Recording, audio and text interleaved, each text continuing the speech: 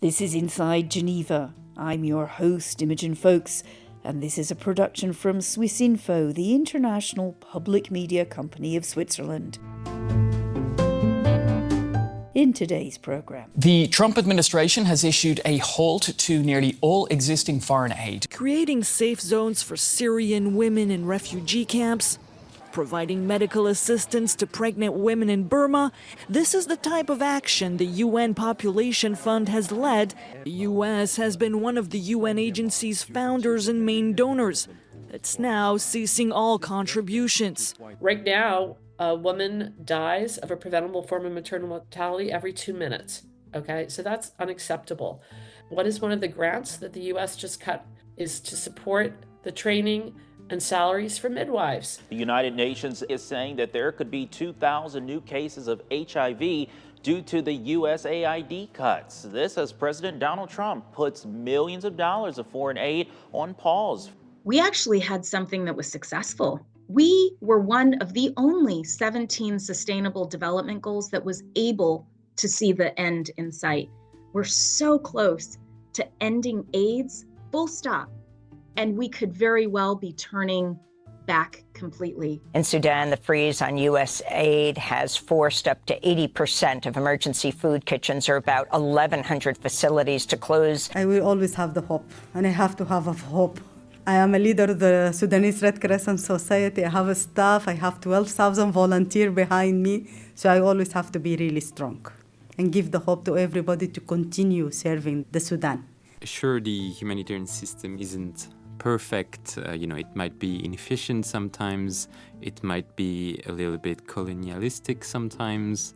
But it was delivering results. We were seeing actual progress, and now in a few months, decades of progress will be erased.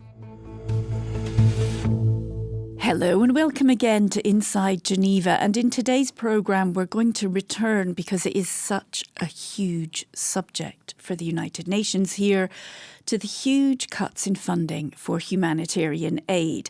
And I'm joined here in the studio by Swissinfo correspondent Doriane Burkhalter. Good to have you with us, Doriane. Thank you for having me. Now, you've been covering this extensively, and also a bit later in the programme, we're going to hear from specific aid agencies about how their work has been impacted so far, and particularly the effect on women and girls in crisis zones.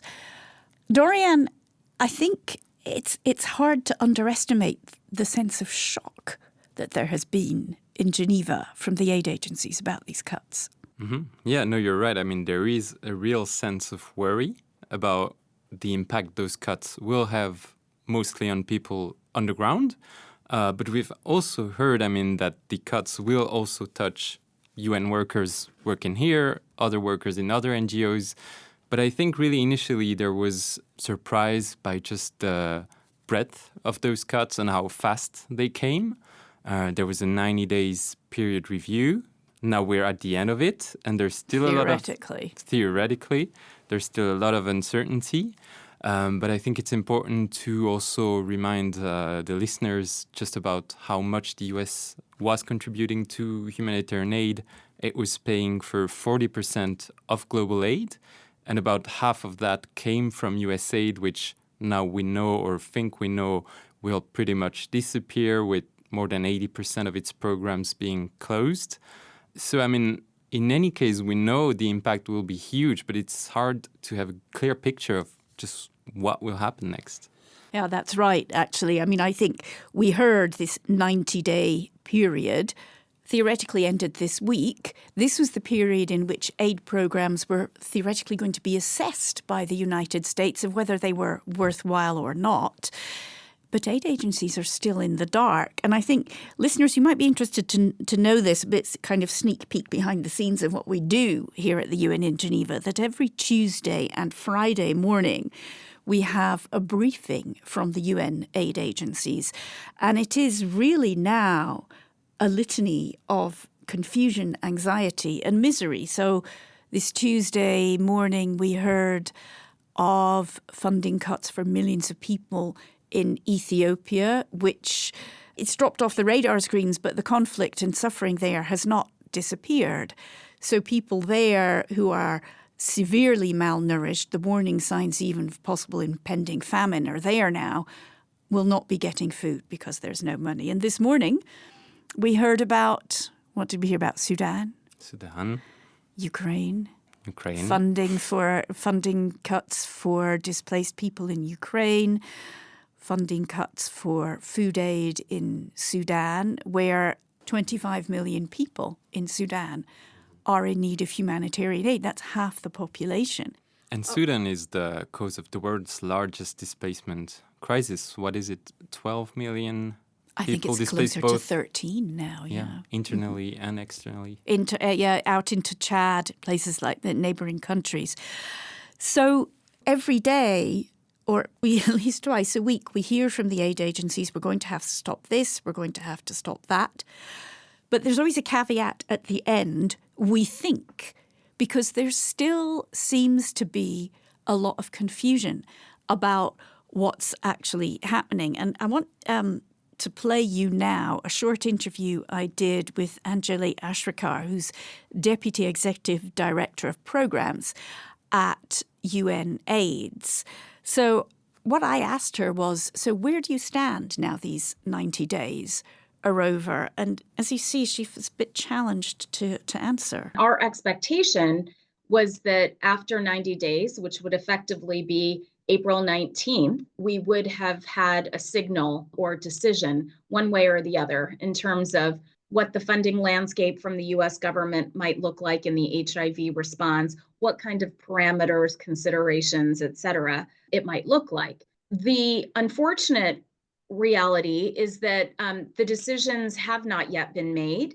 We understand that the 90-day review has been extended by 30 days and that decisions will be communicated on or around May 19th. So still a lot of uncertainty as we speak. One of the things that I'm hearing from a number of different aid agencies is the concern the impact some of these cuts will have specifically on women and girls. Is that something that concerns you too? Are you seeing that?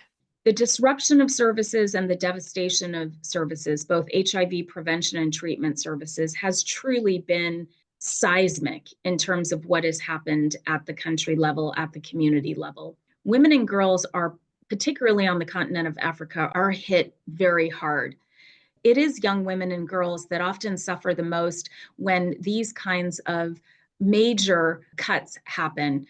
As you know, women and girls are more than 3 times more likely than their male counterparts in Africa to be living with HIV. And every week, for example, 4,000 adolescent girls and young women become infected with HIV globally. 3,100 of those live in sub-Saharan Africa. So the impact of what has happened with the stop work orders and the freeze and the cutting of funding has definitely impacted women and girls, especially in sub-Saharan Africa. It is deeply concerning what we are seeing with pregnant women, for example, going into clinics, women that may have HIV that are not tested for HIV, then their unborn child, if they are deemed positive, and not put on treatment, then their unborn child being born positive with HIV.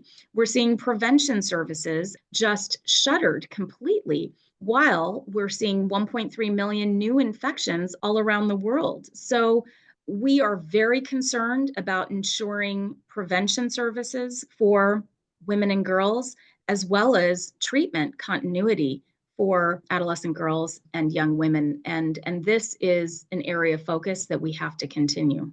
Well, you're in Washington at the moment. Have you got a sympathetic ear there? Have you found people who perhaps do understand the consequences of neglecting HIV prevention? We were grateful that a waiver came from Secretary Rubio to protect comprehensive testing and treatment services, HIV treatment services. Part of that memo included prevention for pregnant and breastfeeding women. In my mind, that is a very clear direction for prevention for pregnant and breastfeeding women.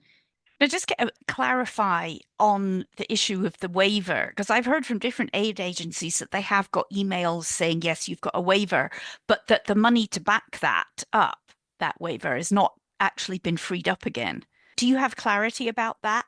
What's been challenging related to the implementation of the waiver, as you're describing, is that while the waiver was issued and put in place and has listed out a number of these parameters like comprehensive treatment, like prevention of mother-to-child transmission and prevention for pregnant and breastfeeding women, what was also happening in the background is significant structural changes to other parts of the US government. For example, we've been seeing, as you've been seeing, all the changes that have been happening to the aid agency, USAID, and other parts of the US government.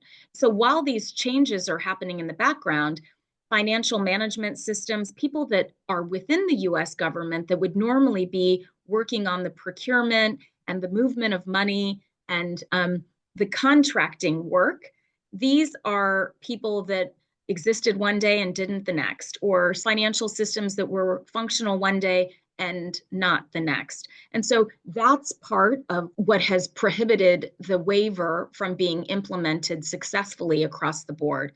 The question now will also be, what does the future look like beyond the waiver? How can we make sure that what is prioritized is indeed what needs to be prioritized for the HIV response? Kind of clear as mud, really. She really doesn't know what money she's going to get and what not, and whether prevention of HIV in pregnant women is included in life-saving.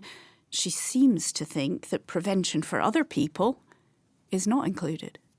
I mean, it is a really worrying testimony. And I think with this question of prevention, now we see that the US is trying to, says there will be waivers for life-saving initiatives. But over the years, and this sometimes is criticized, the UN has been doing much more than just life-saving initiatives, and that's also other big NGOs, smaller NGOs. But it's also just because humanitarian needs have exploded over the last 20 years, right? There were 5 billion in 2005. They're now 50 billion. Dollars, yeah. So now saying you won't do prevention is, I mean, really complicated because it's an effective way of also controlling those needs. Because the cost. Exactly. Yeah. So there's a real tension here between saying you want to prioritize and at the same time saving lives. I'm wondering, though, because you have been talking in depth, and we should say that Dorian's going to have a whole series on Swissinfo, series of articles about the aid cuts and the reflection that's going on within aid agencies about the future. You know, there was a possibility, must have been lurking in their minds for at least 2 years, that Trump might be elected again and that there could be consequences for international aid. Do you think they were badly prepared? I think they never saw it coming that he would go or that he would hit this hard the humanitarian sector. But the problem of the influence of the US funding, and I think more broadly Western countries funding, it's a handful of countries that pay for about or more than 60% of the humanitarian system. This issue was identified years ago, and they've been calling for more countries to contribute to aid operations worldwide. But I think those calls have not really been listened to because there aren't really that many countries beyond Western countries that pay for humanitarian aid. In recent years, we've seen some of the Gulf countries, in particular Saudi Arabia and the United Arab Emirates. But these are wealthy, oil-rich countries. They have money. But quite often it seems they spend money bilaterally. It doesn't go through the UN system.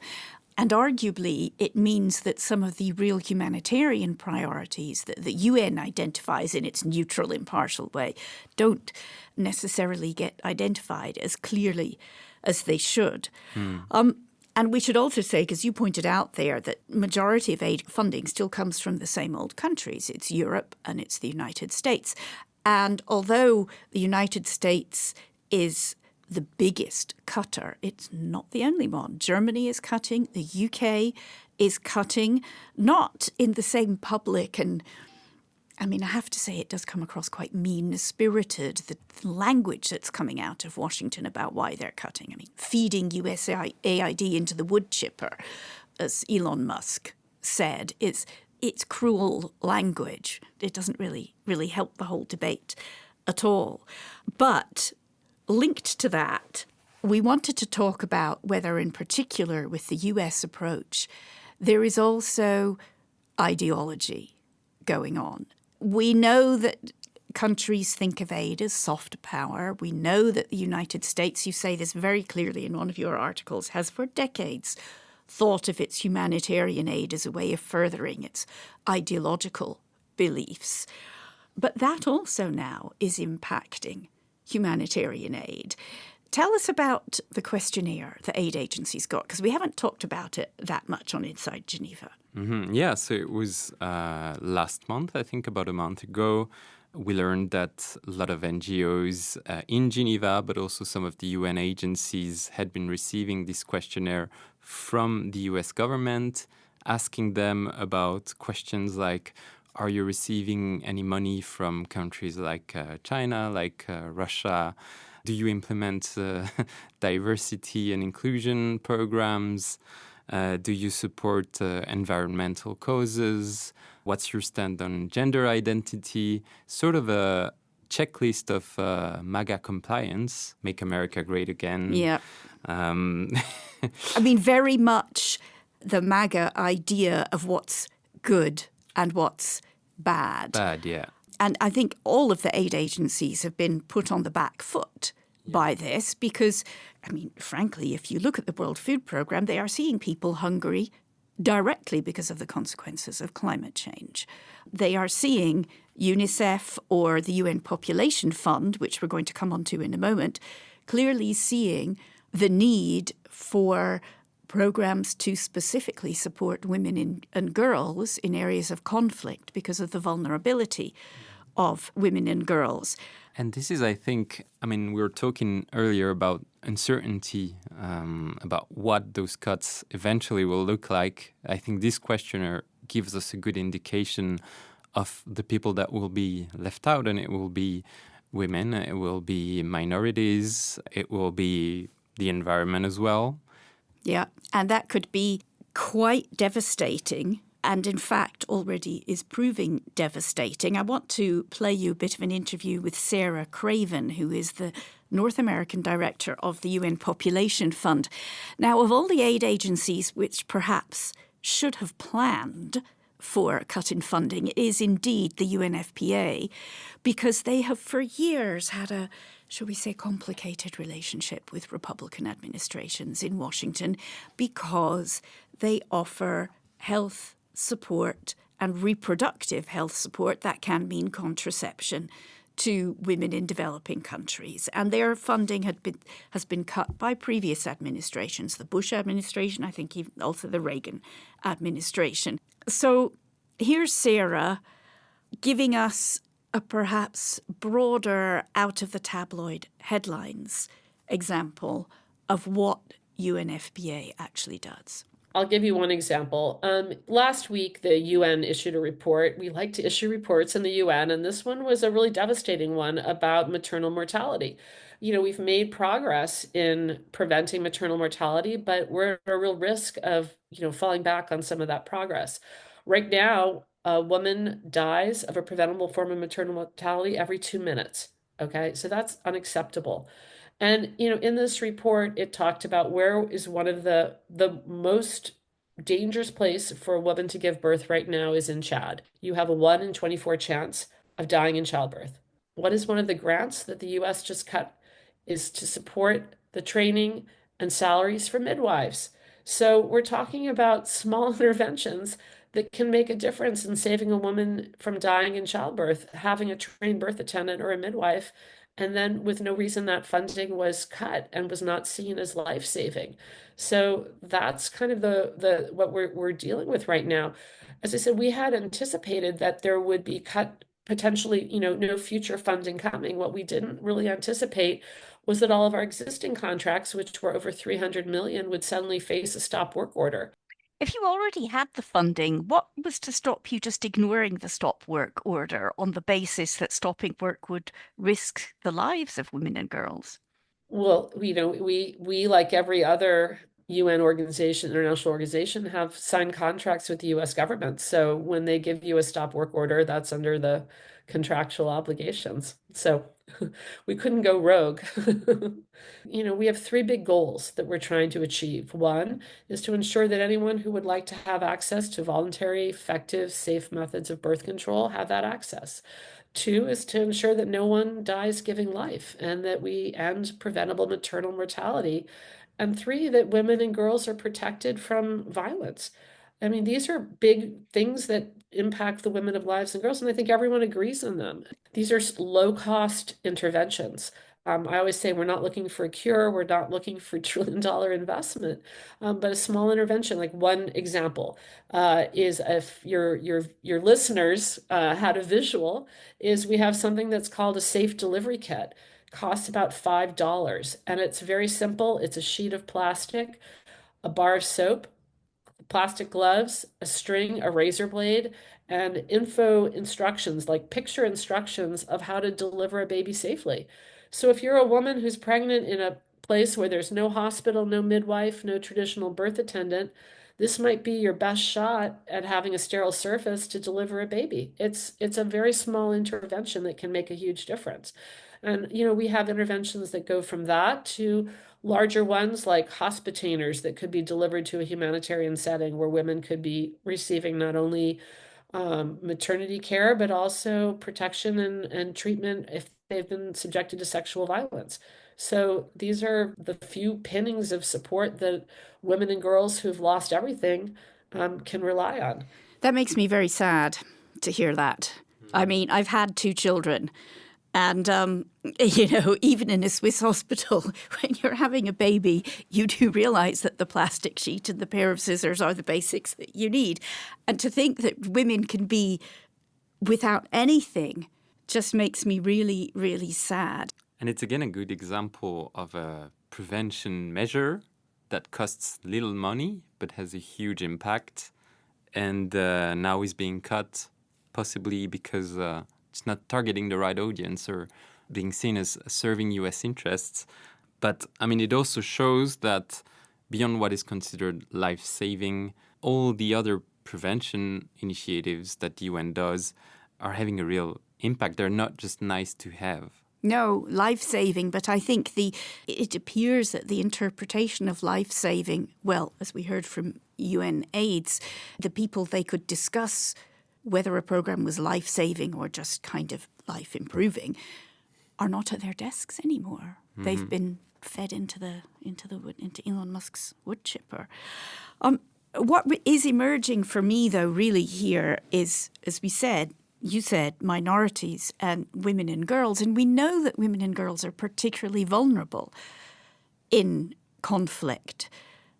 Women, girls and children, they get pushed out of the way in chaotic food distribution operations. They are very vulnerable to sexual violence, particularly if you've not got a well-run UN refugee camp where they have precisely those programs run by UNFPA or UNICEF, for example, to try and prevent that. I'm going to come back to Sudan because we're beginning to also ask ourselves, I think, who is left in crisis zones. And I had the great good fortune to meet up with the General Secretary of the Sudanese Red Crescent. She is Aida El Sayed Abdullah, and she was here in Geneva for a few days trying to raise attention to the crisis in Sudan. And there we have heard that sexual violence is rife and being used, as human rights groups say, as a weapon of war. Here's what she had to say. The report about sexual violence is really breaking the heart about what the Sudanese people is really suffering. We have found a lot of cases. I have a doctor working with me. I never know that she's a doctor. She came as a volunteer, and she giving tea and coffee. And by the end, I said, "Who is she?" They tell me she's a doctor. And I just asked her the question that, why you are not in a hospital? What are you doing here? Then she starts shouting, no, I am not a doctor, I'm a volunteer. When we deep in her story, she has been raped 30 times. And by the time they bring her to the hospital, she's almost dying. So it took 1 year from us to talk to her. So this is only one case. We have millions of cases like that in Sudan. You work sometimes with the UN Population Fund on programs to support survivors of sexual violence. Yet this is one aspect of the UN that's being really cut to the bone. Does that worry you that particularly programs for women and girls seem to be losing out? They're often neglected in conflict anyway, but now they really seem to be losing out. Yeah. The cut of the budget is really make us shaking, because we get a good fund from UNFPA and UNICEF for these cases. And now, after the cut of the budget, if they pull out, that we only get the support from the movement. And the appeal of IFRC that we're working in that with them, that is only 30% funded. At the beginning of the war, for a few months, we can see Sudan is there in the media. You open the TV, open the social media, Sudan is there. But after that, completely forget it. Nobody talk about Sudan. Nobody talk about the suffering of the people there. We launch appeals to support the Sudanese community. Only 30% has been covered. The international community is not there for Sudan. The war has to stop. Peace has to come. But the right of the Sudanese people to go back to their life, to go back to their houses, this has to be put in the table now. Feels like we're a long way from that. I mean, I'm beginning to ask myself, who is going to be left in these crisis zones? I mean, I think the question of who will be there last is really interesting, because I think if you're running out of money and you're still in Sudan, I mean, what are you going to do? You're going to try to have the biggest impact you can, but then you also maybe won't be looking at who isn't getting aid, and you won't be able to report on that very much. And so we may also never know what happens in all those places where the last people who were still getting a little bit of money no longer has it. They won't be telling the story of the people they're not able to help anymore if they just completely shut down their operation. Mm-hmm. So we heard from the UN Population Fund that the UN did a report, which is, it's good to have this data on maternal mortality. We may never know what maternal mortality rises to in Sudan or Chad or Yemen or Afghanistan, because the support for mothers and babies has gone, and the people even assessing the problem are gone.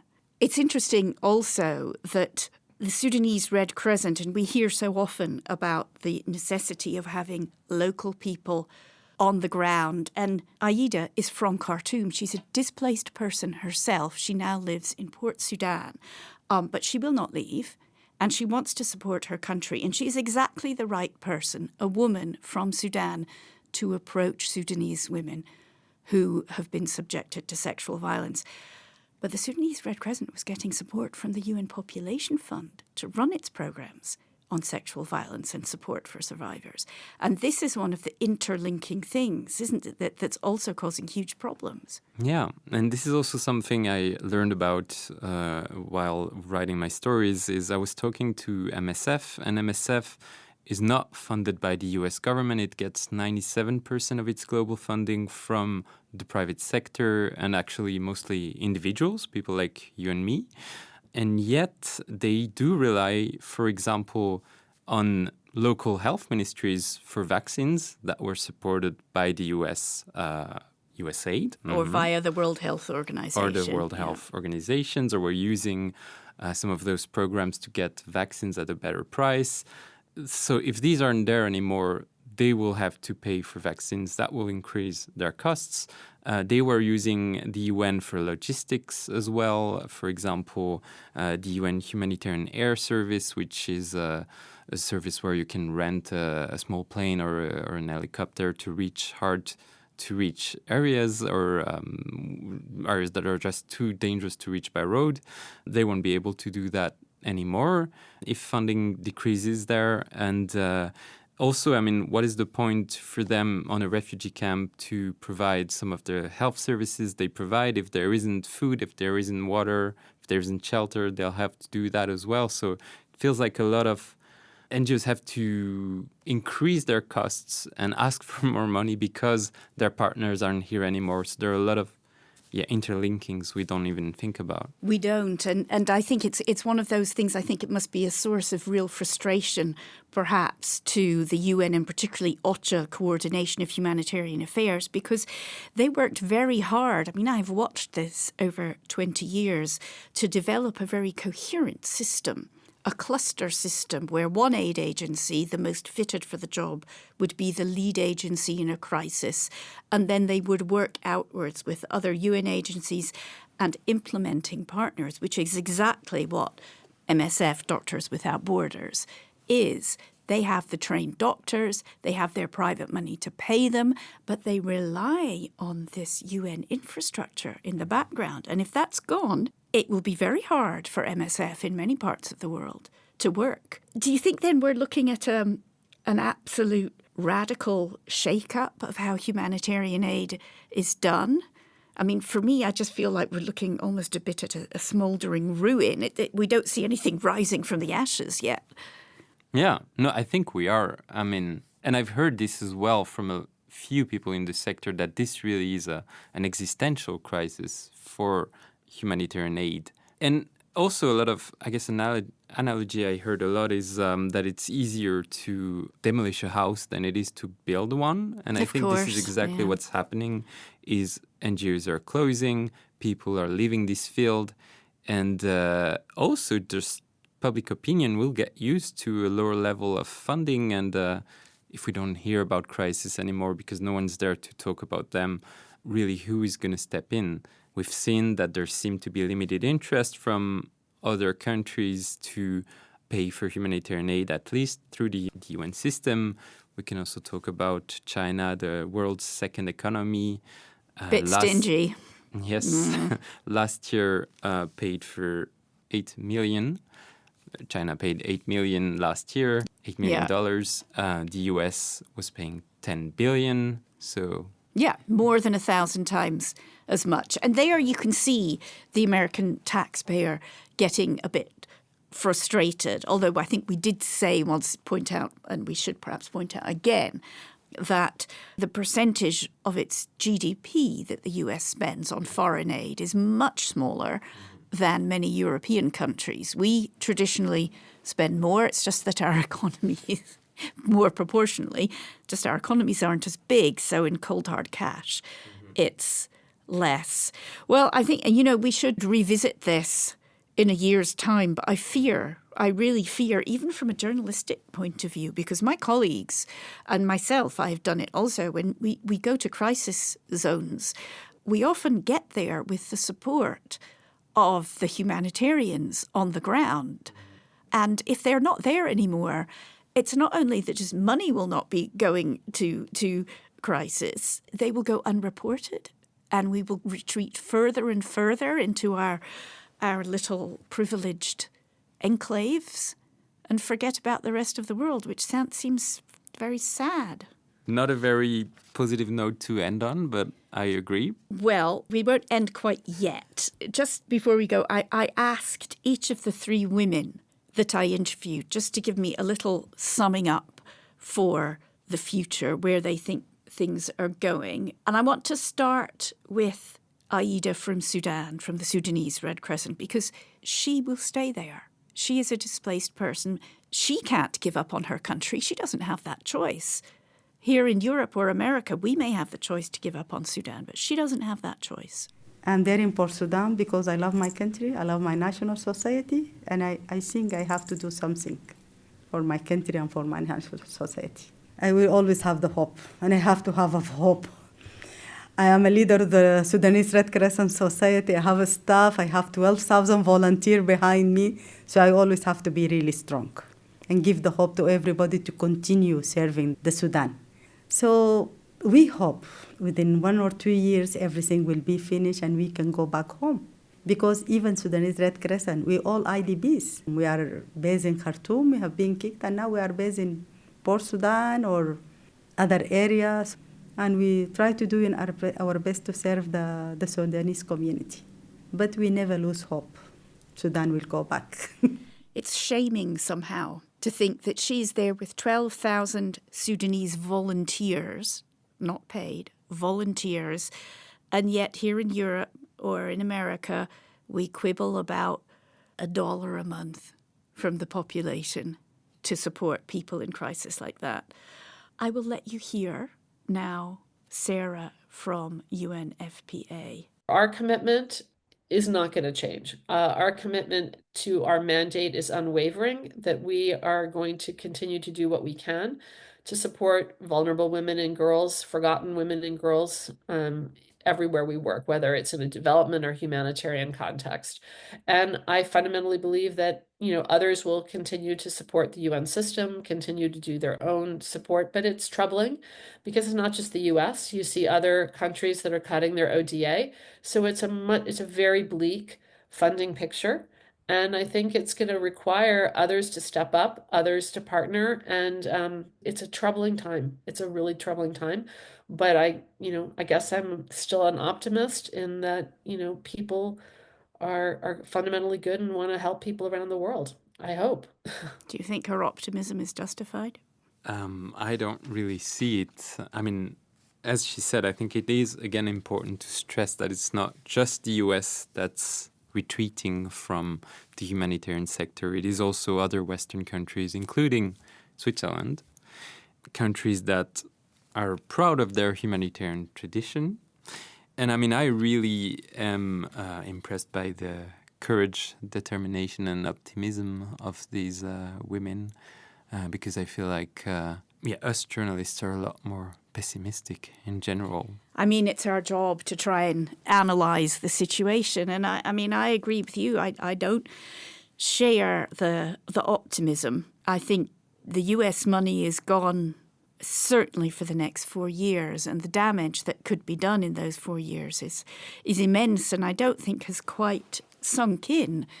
But here, let's listen just at the last to Angeli of UNAIDS, because she gives, for me, the clearest and most impassioned, in a way, explanation of why it's really short-sighted for all of us to disinvest in humanitarian funding. Does this make me sad, the lack of global solidarity right now? Absolutely.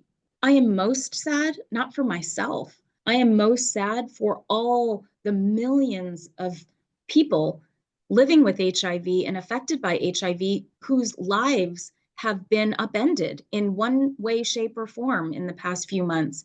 They have lost access to life-saving medication. They have showed up at clinics for support with no one there to support them. Women have gone into clinics to provide care for their unborn child with no medication or no testing or no services. What makes me sad also, Imogen, is that we actually had something that was successful. We were making progress. We were one of the only 17 sustainable development goals that was able to see the end in sight. So what makes me sad is that we're this close. We're so close to ending AIDS, full stop. And we could very well be turning back completely. All these years of work, dedication, and progress are fragile and could be unraveled. So while I am sad about the people that have been impacted, and I'm sad about the prospect that we might be missing of achieving the end of AIDS, I have to continue to be hopeful that the world will come together, mobilize together in solidarity to make sure that we fulfill our promise and we end AIDS as a public health threat by 2030. It is possible, it is doable, and what it takes right now is leaning in instead of leaning away. I mean, you're too young to remember the 1980s, but I'm not. And to see this illness which people were terrified of and then find treatments for it, find ways to prevent it, and then step away. I mean, it was a shining beacon, the US funding for AIDS treatment and prevention. Mm-hmm. And I think, sure, the humanitarian system isn't perfect. It might be inefficient sometimes. It might be a little bit colonialistic sometimes. But, it was delivering results. And I think we're back to this idea of it's easier to destroy a house than it is to build one. We were seeing actual progress. And now in a few months, in a few years, decades of progress will be erased. And that's extremely worrying. And it's, I think this applies to AIDS. It applies to other diseases as well. It applies in... malaria, TB, maternal mortality. The list is long and depressing. And we don't want to leave you on a really depressing note, but we are going to have to leave you. But Doriane, when is your series of articles coming out? Because a lot of the questions that listeners might have based on this conversation are addressed there too in more detail. So they're going to come out over the next 2 weeks, starting in French. So for our French-speaking listeners, they'll read them first. Sneak preview, Francophones, lucky you. And the English versions will follow, hopefully shortly, but in the coming weeks as well. Okay, so you can find all of them on swissinfo.ch. That is it from us for this edition of Inside Geneva. Join us, though, in 2 weeks where we're going to have that long-promised discussion on toxic masculinity and whether UN human rights is correct. The UN Human Rights Commissioner has said he sees it as very concerning, the rise in what he called toxic masculinity. We're going to have an all-woman show for that one. Thank you, Doriane, for joining us. Thank you all for listening, and join us next time. Thank you.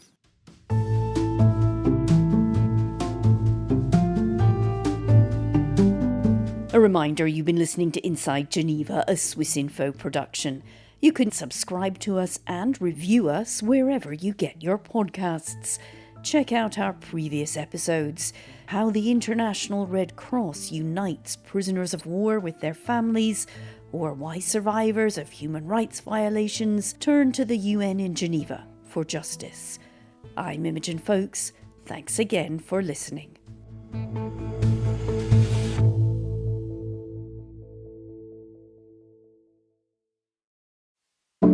What would you do to protect your family? Becoming a parent definitely is a very emotional thing. How far would you go to protect them from future disease? You suddenly care about something more than you care about yourself, and we live in a world that is filled with things that can go wrong. And what if there was a solution from the second your child is born? When you decide to preserve your baby's cord blood, you are making an incredible investment in the future of your entire family's health. They would all tell you, you're doing this for your child. It will maybe help them later on. That's the promise of stem cell research. A future in which your baby's stem cells can be used to cure serious diseases. Today, newborn stem cells found in cord blood are being used to treat over 80 conditions. We'll keep those amazing cells safe for you, frozen in time. Vimos una luz al final del túnel. We saw a light at the end of the tunnel. That was our daughter. Every breakthrough brings hope and new promises. Con las células madre de With our child's stem cells, we can cure my illness. It made sense to decide for the bank that had its headquarters in Switzerland. It gives some additional credibility. But promises can be broken. That's why the marketing is so clever, because the idea is that you will forget about it because hopefully your kids will be fine. We felt like we had failed our daughter in a very important way. The idea that a part of their kid is out there is frightening. They feel that, in a way, they failed their kids by doing something in which they were trying to protect them. This is a story of how hope can turn sour and spark a global quest to recover the cells and the most precious thing they contain: life. No sé si ha sido el mayor error de mi vida. I don't know if it was the biggest mistake of my life, but I do know that if today I knew all the things that have happened to me, if I knew, then I wouldn't have signed with them. If you store money, you can go on next day and take it out. with stem cells is much more complicated. And then they said, well, we don't have a legal department. And I just started laughing and they said, don't worry, you will have one very soon. Lost Cells, an original Swiss Info podcast in collaboration with Piz Gloria Productions, Future Proche and Studio Orcento. Listen on Apple Podcasts, Spotify, or wherever you get your podcasts.